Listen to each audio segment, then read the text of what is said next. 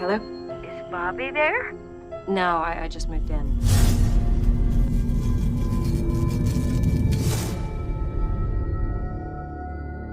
Bagaimana jika ada dua kehidupan yang berlatar waktu berbeda tetapi bisa berjalan secara bersamaan dengan masa lalu yang selalu memegang kendali untuk mengubah kehidupan di masa sekarang? The Caller akan membawa kita mengikuti seorang wanita dengan segudang permasalahannya. Ia menemukan rumah dengan telepon yang menghubungkannya dengan seorang misterius yang hidup di masa lalu, yang lalu menyeretnya masuk ke dalam permainan mengerikan yang mengancam masa depannya. I never met him, Mary. You think I'm crazy? Cerita dimulai mengikuti seorang wanita bernama Mary yang baru mencoba memulai kembali kehidupan setelah berpisah dari suaminya. Hari ini adalah hari pertama Mary menghuni apartemen baru. Mary dibantu oleh seorang penjaga gedung yang bernama George. Hello? Is Bobby there? No, I just moved in. Di malam pertamanya, Mary mendapatkan sebuah telepon dari wanita misterius yang mencari seorang laki-laki bernama Bobby dengan alamat dan nomor telepon yang sama dengan yang ada di apartemennya. Tentu Mary tak mengenal Bobby, lalu wanita itu pun segera memutus panggilan telepon. Keesokan harinya, Stephen Campbell, suami Mary itu datang mengantarkan berkas yang berisikan foto pernikahan mereka dengan sebuah catatan janji pernikahan di baliknya sampai maut memisahkan. Sebuah pesan jelas kalau Stephen tak ingin berpisah dari Mary. Malam harinya, Mary kembali mengangkat telepon dari wanita misterius yang mengaku bernama Rose. Tetap dengan tujuan yang sama, Rose menanyakan keberadaan Bobby dan meminta bantuan Mary agar menyuruh Bobby untuk segera menemuinya. Ini terlihat aneh, tapi Mary mengiyakan permintaan Rose. Dalam perjalanan pulang setelah mengikuti kuliah, Mary mulai mengalami mimpi buruk yang mengganggu tidurnya. I'm kind of tired today. Wait, don't hang up, please. Saat baru sampai di rumah, Rose kembali menelpon dengan menangis. Ia mengatakan kalau Bobby berjanji akan menikahinya saat kembali dari perang Vietnam. Mary terdiam karena mengetahui kalau perang itu telah berlangsung pada 30-40 tahun yang lalu, membuatnya berpikir kalau mungkin saja Rose memiliki gangguan kejiwaan. Sejak mengenal Rose, hari-harinya mulai terasa aneh. Mary seperti merasa seseorang sedang mengikutinya. Keesokan harinya, lagi-lagi Rose menelpon, mengatakan kalau hari ini adalah tanggal 4 di bulan September 1979. Tapi Mary menyangkalnya sehingga Rose akan membuktikannya kepada Mary. Ia akan menggambar di dinding sebelah lemari dapur dan meminta Mary agar segera melihatnya. Tentu Mary tidak begitu menanggapi percakapan ini dan ia pun segera menutup panggilan. Tapi malam harinya, Mary yang mulai merasa penasaran kemudian membuka wallpaper dinding dan benar saja Mary melihat sebuah gambar bunga mawar. Paginya Mary telah berada di samping telepon menunggu panggilan dari Rose. Tak lama ketika Rose menelpon, Mary segera meminta penjelasan bagaimana mungkin Rose bisa mengetahui gambar itu ada di dalam rumahnya. Tapi Rose mengatakan kalau ia menggambarnya sendiri malam tadi untuk membuktikan kepada Mary kalau ini adalah nyata. Rose telah menyadari kalau mereka menjalani hidup secara bersamaan pada dua dimensi berbeda, di tempat yang sama namun di waktu yang berbeda. Dan apapun yang dilakukan di masa lalu akan sampai atau berdampak bagi masa depan. Berbeda halnya dengan Rose, Mary berpikir logis dengan menduga kalau Rose menyusup ke dalam rumahnya atau mungkin juga Rose adalah penyewa rumah ini sebelumnya. Sehingga kemudian Mary menanyakannya kepada George di taman apartemen, tapi George tak mengingat banyak. Ia hanya mengetahui kalau penyewa sebelumnya adalah keluarga Alvarez. Lalu saat membersihkan kamar, Mary menemukan foto sepasang kekasih di tahun 1977. Tak lama, Rose kembali menelpon memohon agar Mary mau menerimanya karena Rose sangatlah kesepian. Sehingga kemudian perbincangan berlangsung lama. Rose mulai bercerita tentang hubungannya dengan Bobby. Oh, don't be sad, Mary. You sound like a smart lady. Mereka adalah pasangan yang saling mencintai. Sampai suatu hari, Rose mengetahui kalau Bobby memiliki hubungan dengan wanita lain. Hubungan mereka sempat retak, tapi Rose kembali menerima Bobby setelah lelaki itu berjanji untuk berubah. Karena Rose sangat mencintai Bobby, dan ia pun percaya kalau Bobby sangat mencintainya. Masalah yang mereka hadapi hampir sama, tapi Mary lebih memilih pergi dari suaminya, bahkan terkadang Mary berpikir untuk menghabisinya. Sometimes I think I should have just got rid of him. Malam harinya Mary dikejutkan ketika melihat ruangan itu sekarang hanya berdinding bata. Nuansa ruangan menjadi sangat kuno. Mary bingung karena sebelumnya ada wallpaper yang melapisi dinding. Tak lama Rose kembali menelpon dengan panik. Rose mengatakan kalau ia telah mengikuti saran Mary. Ia telah menghabisi Bobby dan menyimpannya di balik dinding bata tersebut. Rose percaya kalau tidak akan ada yang mengetahuinya, karena siapapun akan berpikir kalau Bobby pergi meninggalkan Rose dari apartemen dengan wanita simpanannya. I just did what you Don't told ever me call to. me again. Mendengar itu, Mary pun meminta agar Rose tidak lagi menghubunginya. Mary menutup panggilan lalu mencabut kabel telepon, kemudian memaku pintu dapurnya. Keesokan harinya setelah selesai kuliah, Mary yang hendak pulang dibuat kaget saat melihat Steven telah berada di dalam mobilnya. Mary yang ketakutan pun kembali ke kampus. Ia melaporkan hal itu kepada salah satu dosen yang bernama John. Tapi setelah diperiksa, mereka tidak menemukan siapapun di dalam mobil Mary. Untuk menenangkan Mary, John pun mengajak Mary makan di restoran milik kedua orang tuanya. Setelahnya barulah John mengantarkan Mary pulang ke apartemen. Di dalam rumahnya ternyata Steven telah menunggu untuk berbicara dengan Mary. Tapi obrolan terhenti saat John kembali untuk mengambil jaket yang dipinjam oleh Mary. Melihat kedatangan John, Steven pun pergi setelah sebelumnya mereka saling berkenalan. John hanya mampir sebentar di apartemen untuk memperbaiki pintu, lalu ia berpesan agar Mary segera memperbaiki AC di kamarnya. Sehingga setelah John pulang, Mary segera menelpon penjaga gedung agar memperbaiki AC-nya.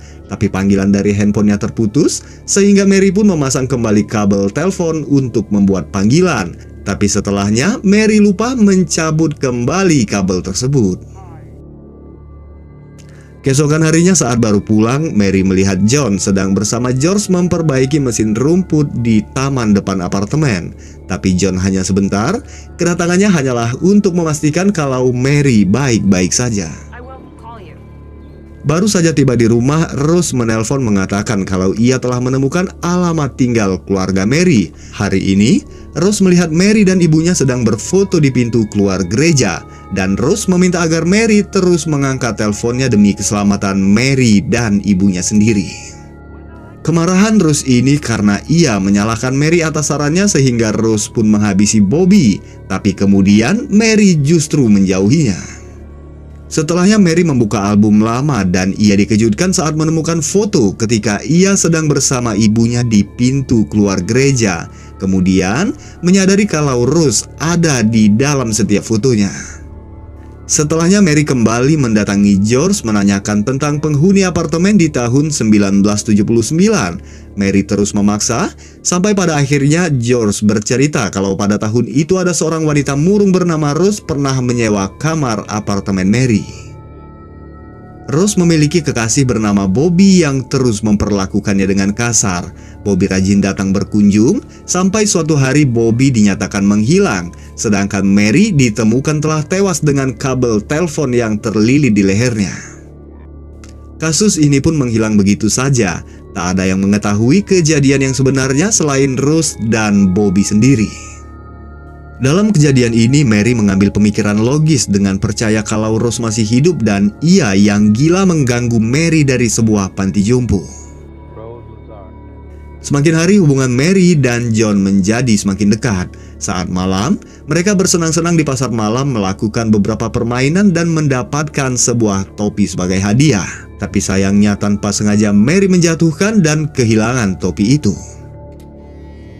Saat baru saja tiba di rumah, tiba-tiba bel rumahnya berbunyi. Tapi tak ada seorang pun, hanya saja topinya telah berada di halaman apartemen.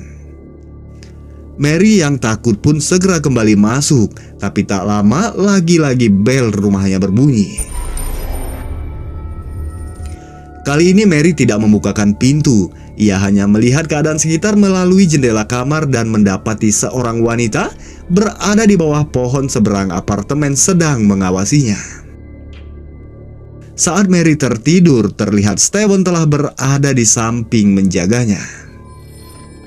Mary yang mengira kalau sosok wanita yang dilihatnya adalah Rose. Pada keesokan harinya ia berbohong dengan mengatakan kalau ia telah mengunjungi panti jompo tempat Rose dirawat dan melihat Rose sebagai perempuan tua yang sangat menyedihkan. Pernyataan itu membuat Rose menjadi marah. Ia akan menanam sesuatu dan meminta Mary agar menggali tanah di samping apartemen. You go dig it up. You understand? Saat malam, Mary pun mulai menggali dan mendapati tulisan tangan Rose yang mengatakan kalau ia mengetahui Mary tidaklah pergi ke panti jompo apalagi melihatnya. Lalu Mary dikejutkan saat mendapati sebuah jari di dalam balutan kain. Kemudian Mary pun menghubungi John untuk datang menemaninya. Tak lama setelah kedatangan John, ketika telepon berdering, John mengangkat panggilan dari Rose. Saat itu, Rose mengatakan kalau ia mengenali John sebagai teman masa kecil Mary. Karena diam-diam, Rose telah menjalin pendekatan dengan Mary di lini masanya. Lalu Rose yang masih marah mengatakan kalau ia akan mengirimkan hadiah lainnya untuk Mary berupa sepotong lidah.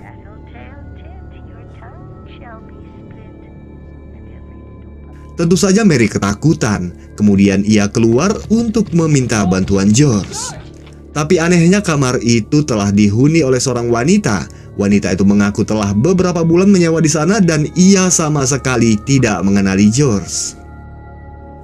Potongan jari yang ditemukannya tentulah sebagai sebuah pertanda dari Rose kalau Rose telah melakukan sesuatu terhadap George yang mengubah masa depan sehingga George pun menghilang di masa sekarang.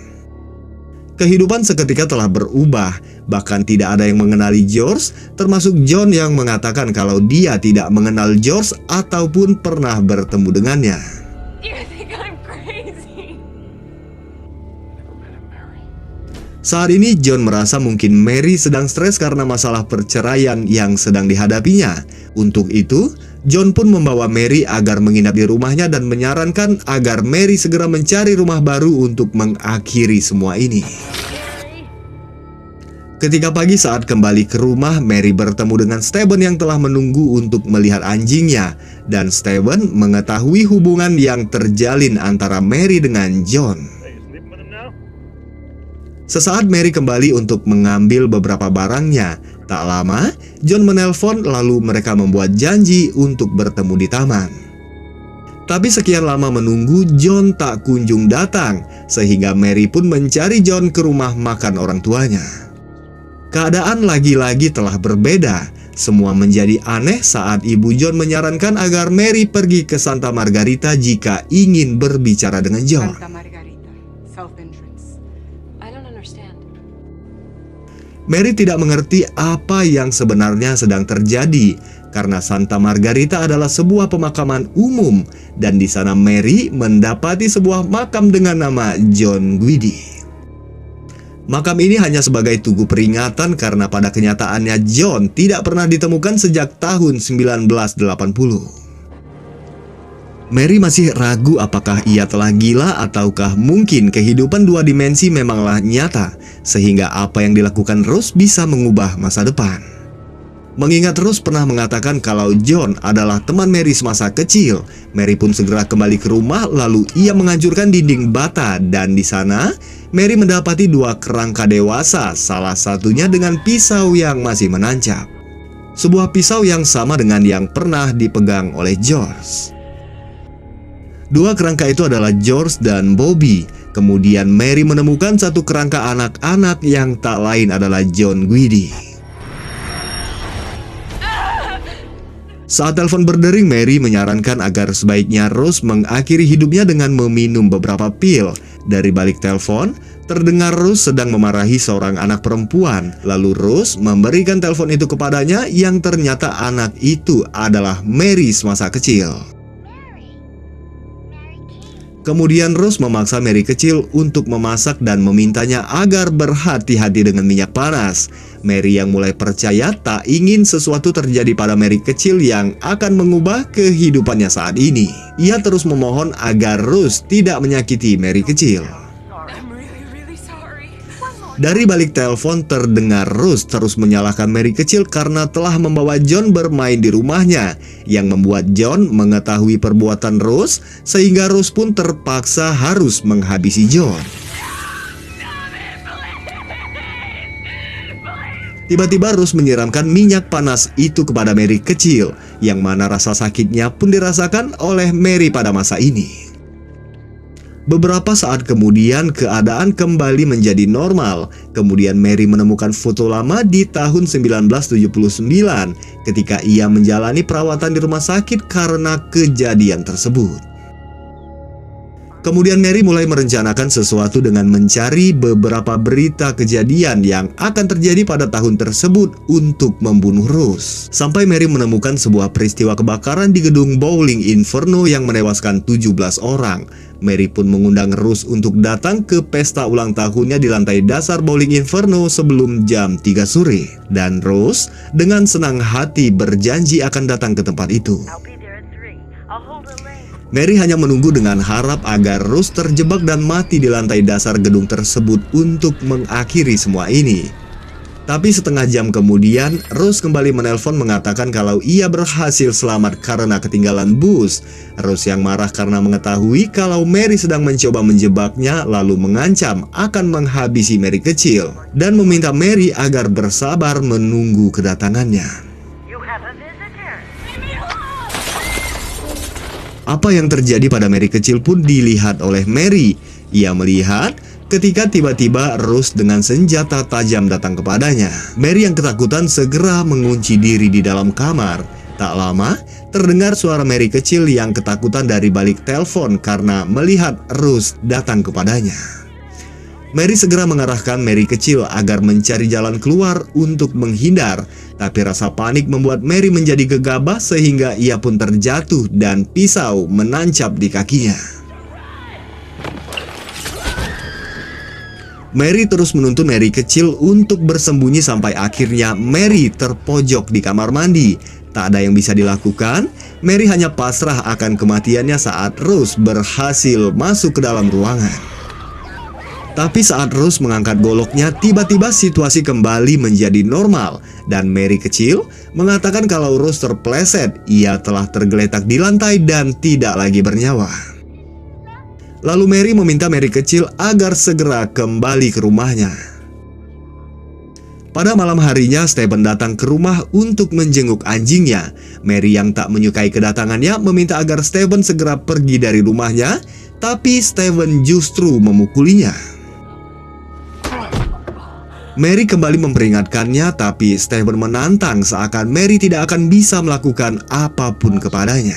Sampai di akhir film terlihat Mary menutup kembali dinding bata dengan Stephen yang tentulah telah tewas berada di dalamnya. Pada akhirnya cerita berakhir setelah kematian Rose. Kehidupan Mary tidak berubah kecuali meninggalkan bekas luka minyak di tubuhnya. Sekian dari saya. Mohon maaf untuk segala kekurangan dan kesalahan dalam hal penyebutan juga kata-kata terucap yang kurang berkenan di hati teman-teman semua. Akhir kata saya Dev pamit undur diri dan sampai jumpa di alur cerita film selanjutnya.